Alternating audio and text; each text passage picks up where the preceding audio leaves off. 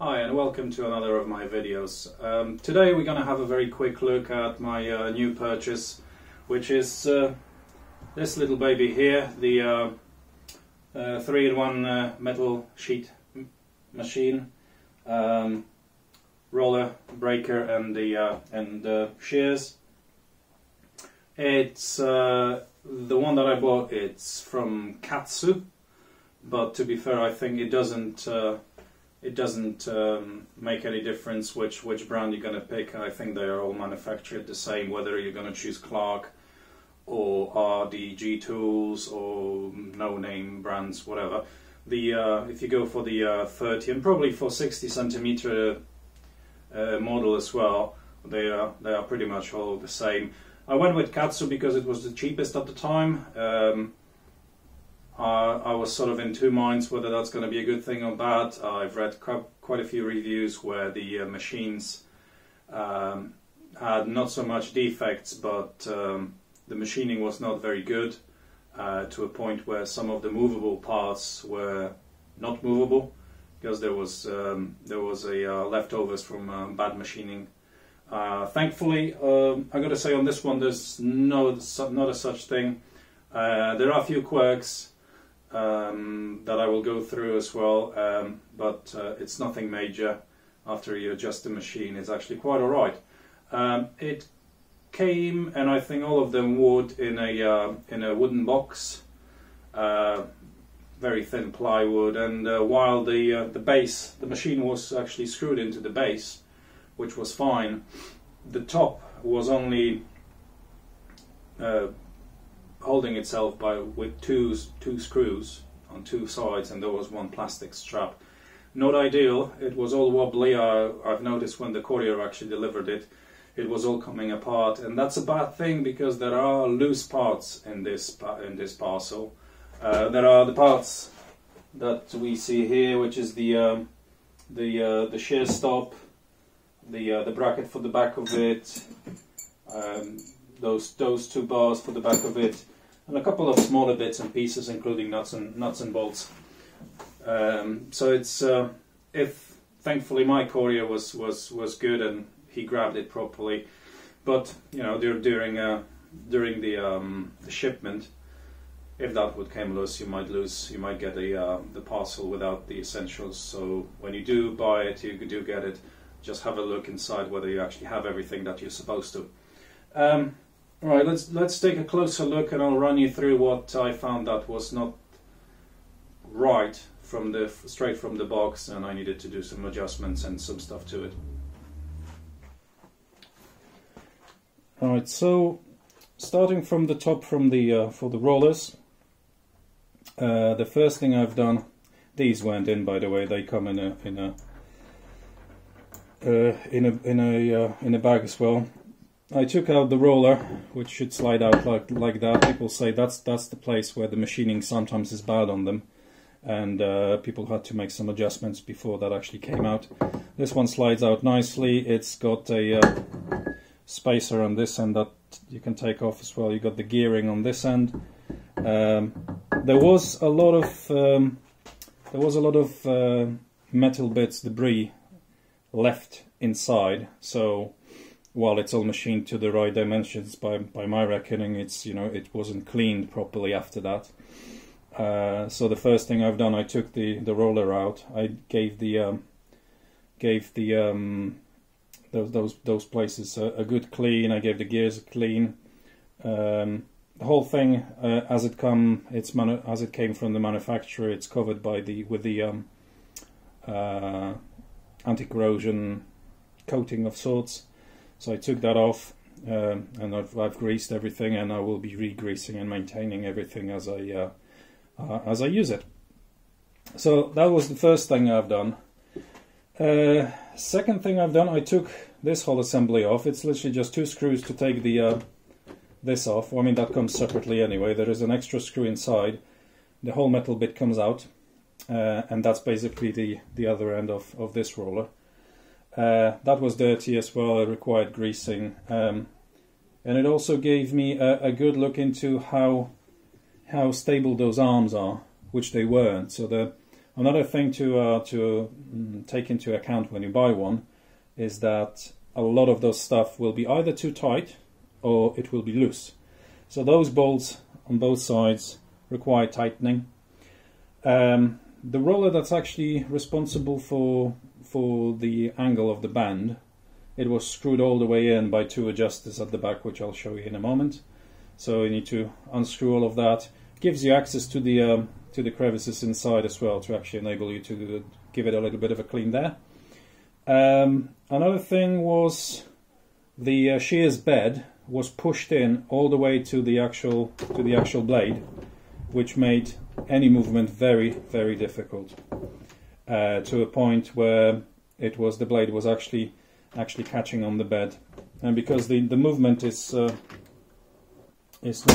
as simple up and down, what was happening, as long as you were turning this way around, it was going fine, but you started turning the other way and the blade was actually a bit wonky and it was catching on the bed. So what I've done straight away, because it's going to make it unbearable to turn that thing, I shifted the bed out just by a tiny fraction. That enabled me to tighten those bolts as well, just to make sure that there is no play in the blade.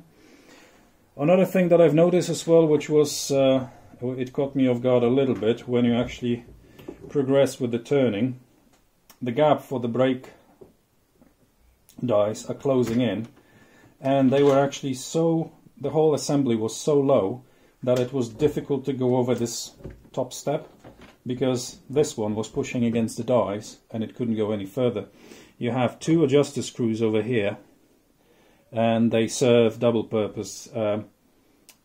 Primarily, once you undo those two screws to actually adjust the whole element up and down to the required height, once you tighten them and you're happy with it, you unscrew those two bolts all the way to this metal part. So when you're actually braking, the forces applied don't push the whole assembly up. So it's a nice way of limiting the limiting the movement of the actual element if the bolts wouldn't hold. And to be fair, with the forces applied, they wouldn't. It was just slide up, which is counterproductive. So that was another thing. So we've covered moving the bed, tightening the blade, moving that whole for braking assembly a little bit up. What else was wrong with it? Right, let's turn it around. I'll show you the back of it. Right, so here we have a look from the back. So, like I mentioned, the adjusters for the roller. This one goes up and down. Not ideal, because you have to make sure that both of them are actually done up the same amount. I'll work it out somehow, how to actually make right adjustments for both ends, so it actually bends the sheet of metal equally from both ends. From the back you have those two rods. Those two rods are supposed to go in here, and what that is supposed to enable you to have a sort of a depth step, where if you want to do like multiple cuts or multiple bends, you should be able to adjust it until the metal touches your limiters, and then tighten that up and then start cutting. The funny thing is that bracket is supposed to go here, if I'm not mistaken, to allow you for that limiter to work. Unfortunately, the bolt holes that came, that's the only thing that was really wrong. They don't fit those bolts. The holes are too small, which is I found a little bit bizarre. So I'll have to drill that out. But it's really, it is really a minor thing if you think in the grand scheme of all of it. It's not too bad. So I'll just drill it out and install it. Then I'll have that option to actually do multiple cuts for the same length. And I believe you can do the same thing if you undo those bolts. Those rods, sorry, from here, if you'll install them here, slightly higher up, that should give you the ability to use the same functionality for braking. So you'll be able to make multiple bends at the same depth for multiple parts. So it's you know, it's a lot of adjustments to be made to actually make the tool work properly, but I think it's worthwhile, and once it's all set up correctly, you can just start churning out some nice fabricated parts.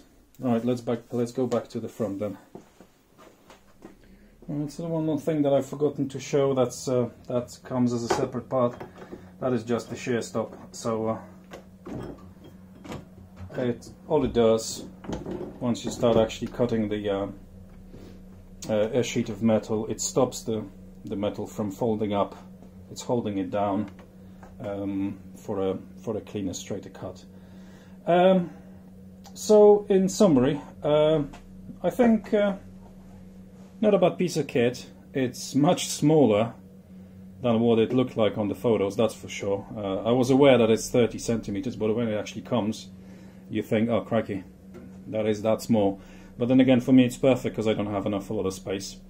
The machine itself is heavy. It's 45 kilograms, and it is rated to 1 mil mild steel, but I already have tried 1 and 1.5, and the rollers will take it. The brake, you can break it, you can make bends with 1.5. I don't think you'll be able to shear for 1.5 because it's just way too much leverage required. Or if you start jumping up and down on it, you know, you might cut it, but you might damage the tool in the process. So I'd probably stick with, for shears, I'd stick with the prescribed 1 mil. For rollers, 1 and 1.5, no problem. Take it slow, you know, small increments on the bend, on the angle, and you'll be fine. And for braking, well, you do have to use a little bit of force, but it is doable. And it folds quite nicely. It's supposed to fold 90 degrees maximum. Strangely enough, I've managed much more than that. It folded so it looked like that. So not sure what's happened there. It might be just me pushing it in way too much. But I think it's flexible. It's with the adjustments. Well, it's a bit of a finger in the air, but I think once you try several times, you can adjust the actual assembly to such a point that you can do any angle between 90 degrees and well, we say 45, 90, somewhere there. You know, you should be able to do some accurate bends there. But it will be trial and error because you have absolutely no means of setting it. It's the machine's way too simple. So I think that's pretty much it. The lever adjusts, of course. You can either have it like that for maximum leverage, or you can put it in the middle when you're rolling.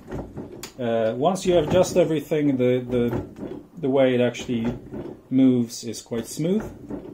To start with, it was really hard, but that's, you know, like I've mentioned, that was down to the fact that a lot of stuff needed adjusting.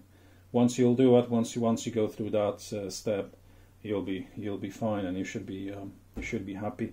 I'll be definitely reporting back a couple of months down the line to show you guys what I've managed to do with it. I'll have quite a few bits of fabrication to do for my new chop. So we'll see how it goes. So that's pretty much it, guys. That was a very short, brief overview of the actual machine. I'm hoping to have some really good fun with it, fabricate some cool stuff, see how far I can push it without the actual precision behind the machine. Let me know what you think. If you like the video, definitely give me a like, maybe subscribe. There's going to be more stuff coming. I'm going to have a whole build progressively posted on my channel as well, as I progress with building the FJ12 that I got. Oh yeah, and if you like the t-shirt, if you're on a carb diet as well, like I am, you can buy that t-shirt. The link's in the description. So stay safe, guys, and see you next time.